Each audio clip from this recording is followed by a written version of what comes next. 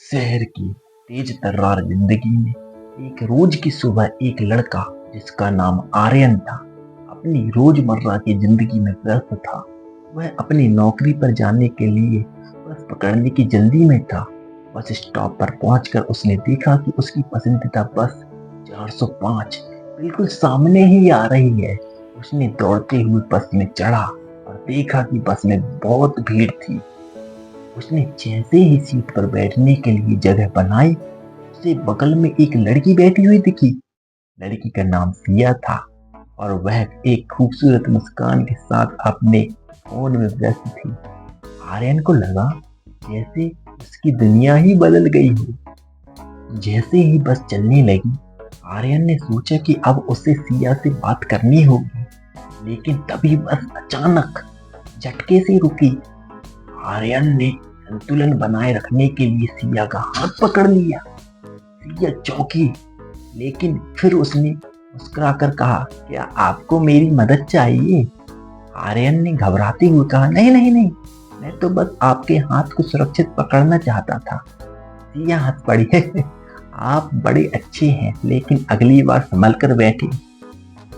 उनकी बातचीत शुरू हो गई। आर्यन ने उससे पूछा, क्या आप हमेशा इस बस में सफर करते हैं? सिया ने उत्तर दिया, हाँ, मेरा रोज का सफर है। और क्या आप हमेशा इस तरह की हरकतें करते हैं? आर्यन ने हल्का सा मुस्कुराते हुए कहा, सिर्फ जब मैं किसी खूबसूरत लड़की के पास बैठता हूँ। अचानक एक अंकल बस में चिल्लाए, भाई क्या हो रहा है? बस का ब्रेक क्यों लग गया? सब लोग इधर उधर देखने लगे और एक हलचल सी मच गई। आर्यन और सिया ने एक दूसरे की तरफ देखा। आर्यन ने एक शरारती मुस्कान के साथ कहा, क्या आपको लगता है हमें चॉकलेट चाहिए? सिया हंसते हुए बोली, अगर आप मुझे चॉकलेट दिला सकते हो तो मैं आपको नंबर दूंगी। आर्यन ने चैलेंज स्वीकार किया, ठीक है, लेकिन यह मेरे लिए एक मिशन होगा। बातचीत के दौरान दोनों ने एक दूसरे के बारे में और जानने का प्रयास किया। सिया ने बताया कि उसे नई जगहों पर घूमना पसंद है, जबकि आर्यन को खाने का शौक है। उन्होंने तय किया कि अगर बस में कोई समस्या नहीं आई तो अगले बस स्टॉप पर चॉकलेट लेने जाएंगे। फिर अचानक बस में बिजली चली गई। सब लोग अंधेरे में चौंक गए। आर्यन ने डरते हुए कहा, क्या यह बस हम सभी को खाने के लिए है क्या? सिया ने मजाक करते हुए कहा, अगर हम सब यहाँ फंस गए तो मुझे चॉकलेट कौन देगा? एक हल्की हंसी की लहर आई। तभी बस के ड्राइवर ने कहा, कृपया सभी लोग शांति बनाए रखें, हम थोड़ी देर में समस्या को हल कर लेंगे। इस बीच आर्यन ने सिया के हाथ को और मजबूती से पकड़ा। उसने कहा, देखिए मेरा पहला रोमांटिक सफर, क्या आप मेरा साथ देंगी? सिया ने मुस्कुराते हुए कहा, बिल्कुल, लेकिन केवल जब तक आप मुझे चॉकलेट ना दिलाएं। कुछ समय बाद बस फिर से चली। आर्यन ने एक गहरी सांस ली और कहा, अब मैं चॉकलेट लेने के लिए तैयार हूँ।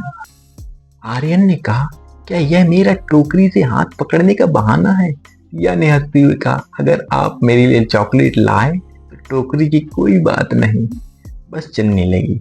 बस लोग फिर से अपने स्थान पर बैठ गए। आर्यन ने कहा, आपका नंबर तो अब मुझे मिल गया है, लेकिन अगली बार मैं एक और चैलेंज लूंगा।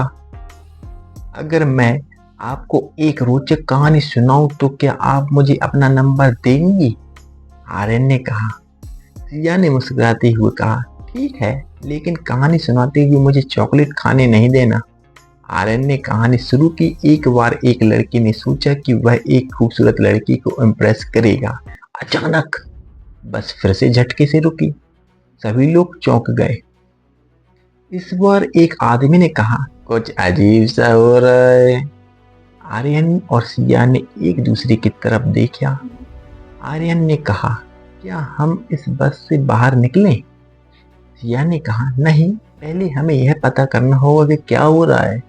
जैसे ही ड्राइवर ने कहा, एक छोटी सी तकनीकी समस्या है, बस के सभी यात्री राहत की सांस ली। आर्यन ने फिर से सिया का हाथ पकड़ा और कहा, क्या आपको लगता है कि हम सच में एक दूसरे के लिए बने हैं? सिया ने मुस्कुराते हुए कहा, अगर आप मेरे चॉकलेट के राजा बन सकते हो तो हाँ। अंततः बस यात्रा समाप्त हुई। आर्यन और सिया ने एक दूसरे से नंबर लिया। उन्होंने तय किया कि अगले हफ्ते फिर से मिलेंगे। आर्यन ने कहा, क्या हम एक बार फिर से उस बस में मिल सकते हैं? सिया ने जवाब दिया, बिल्कुल, लेकिन इस बार मेरा हाथ मत छोड़ना वरना चिप्स की तरह बिखर जाऊंगी। इस तरह उस यात्रा ने न केवल उन्हें एक दूसरे के करीब लाया, बल्कि उनकी जिंदगी में एक नई शुरुआत भी की। हंसी मजाक, चुनौतियां और थोड़ी सस्पेंस उनकी कहानी को अनोखा बना दिया। आर्यन और सिया ने समझा कि कभी कभी एक छोटी सी यात्रा भी एक खूबसूरत रिश्ते की शुरुआत कर सकती है। उन्होंने तय किया कि वे अपने सफर को एक नई दिशा देंगे और एक दूसरे के साथ नए अनुभव साझा करेंगे। इस तरह उनकी कहानी केवल एक बस यात्रा नहीं थी, बल्कि एक नए रिश्ते की शुरुआत थी, जो हंसी, प्यार और रोमांच से भरी थी।